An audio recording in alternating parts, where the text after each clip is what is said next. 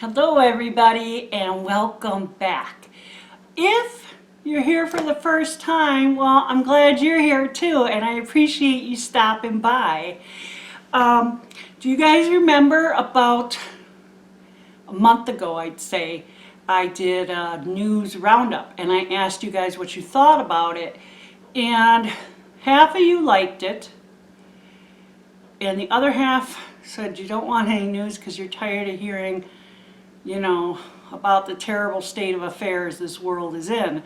And I get it. I understand. I'm right with you on that. So I thought, well, what if we did good news? Because there is good news out there, but they just don't tend to focus on it, unfortunately.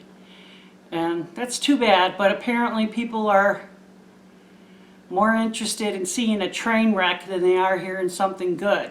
Well, at least they were. That's what the media feeds us.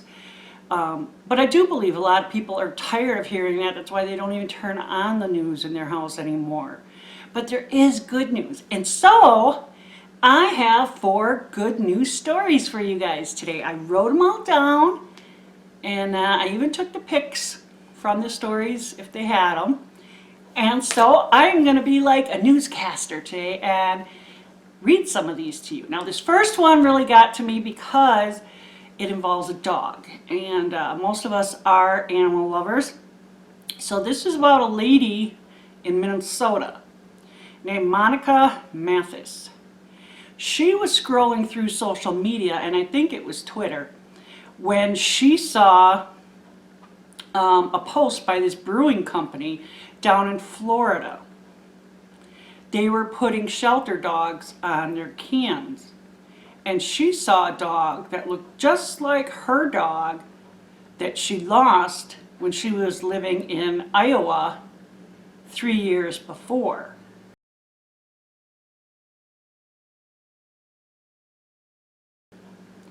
And she sat there thinking, I don't know, could it be? She was in Minnesota now. How did the dog end up down in Florida? Don't know. She ended up calling the shelter, and they ran the microchip, and it was her dog. It was her dog, Hazel. And she's thrilled, absolutely thrilled to get her dog back after, all these years. And she doesn't know what happened with Hazel, how she ended up down in Florida. But her 2 cents to the rest of us is to keep your microchip information on your pet up to date, because the shelter did scan the chip and did try to find her, but her name changed and her phone number changed since she had lost the dog, and so they couldn't contact her. But what a great story, hey? After 3 years, she finally gets her dog back. Fabulous. So, on to number 2. This is a little bit different of a story, but I think it's a great story, and I think you'll like it too. It is about American food and sustainability. There was a poll taken of 2,000 people. 63% of Americans said they were willing to pay 36% more above retail prices for food that was sustainably sourced.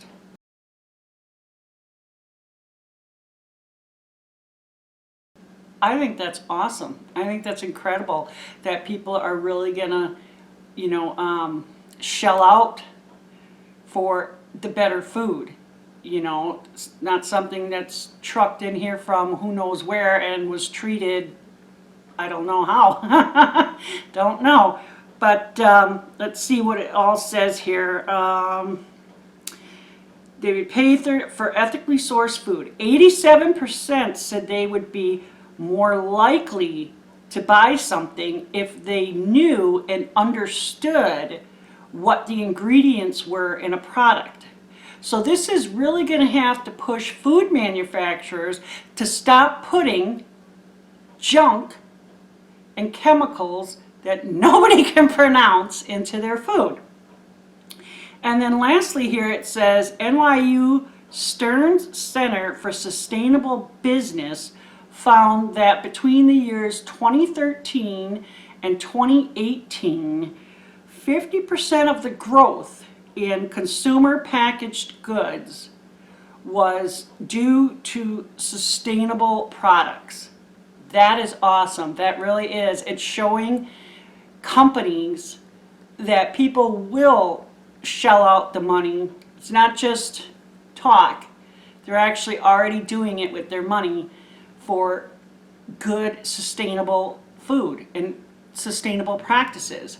So I think that's a great story. I think it's awesome. Then we're going to move on over here to Indiana. So in Indiana, they were honoring this teenager. His name is Hunter Wart.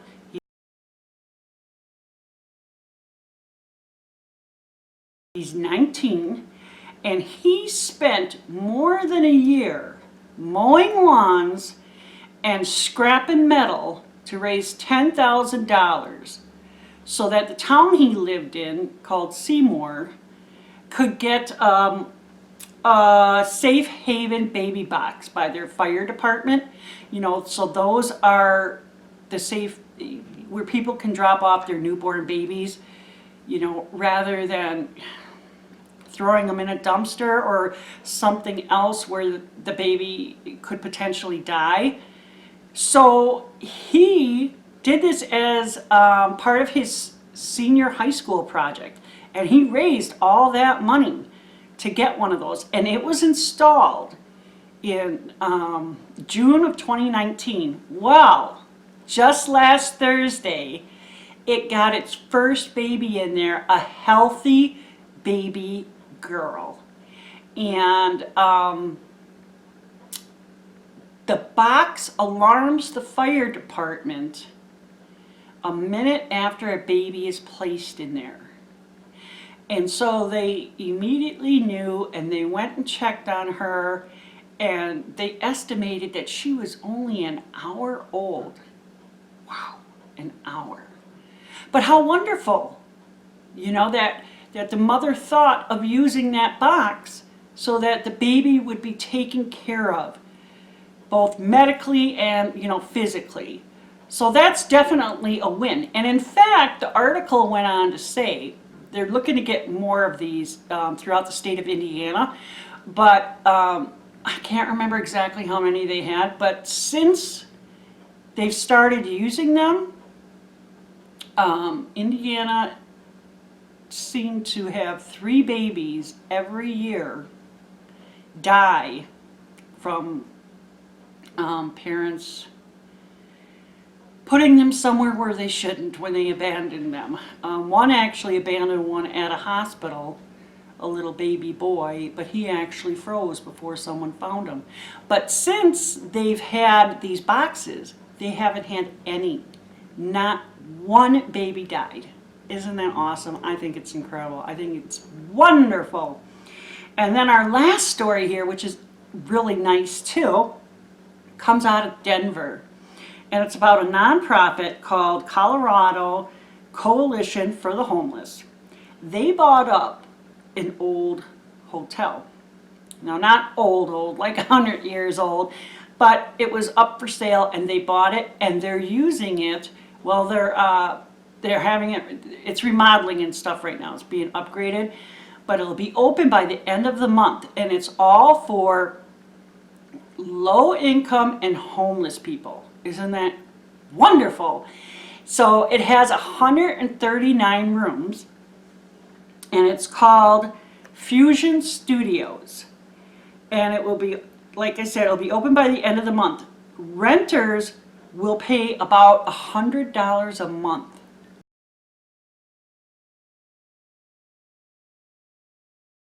Wow. So that would be awesome for people who are living like on disability. That would definitely be something that they could afford. And then it goes on to say 28 of the rooms are going to be for those homeless people that are awaiting court dates for low-level crimes like trespassing. And then 10 for the homeless that are frequenting hospitals quite a bit. I don't know if that's because they're ill or if they do it because they have nowhere to stay. Anyways, now there's 10 rooms for them.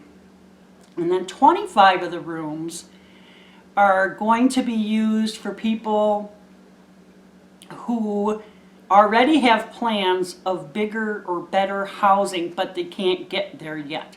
Maybe they're on a waiting list, maybe it's something like Habitat for Humanity and it's being built or something, but they have nowhere to go right now. Well, they're setting aside 25 rooms for people like that. Isn't that wonderful? Isn't that great? I mean, for low income and homeless people, housing is a real problem throughout the country, but there are places and people trying to make it better. So that is great. So what did you guys think? Did you like the good news video? I could do plenty more of these. There's so many good news stories out there. I mean, you know it. We all know it. There's a lot of good things going on. People doing a lot of good things. Just doesn't always make the paper or the internet, but a lot of them do. And I think it'd be great if we shared them and talked about them, because it's not all doom and gloom. There still is good in this world and good people in this world. So maybe I could do this as a monthly thing and maybe do a few more stories instead of just 4 of them. But let me know. Let me know what you think, and we'll move forward from there. How's that? Well, it was nice talking to you, and you take care.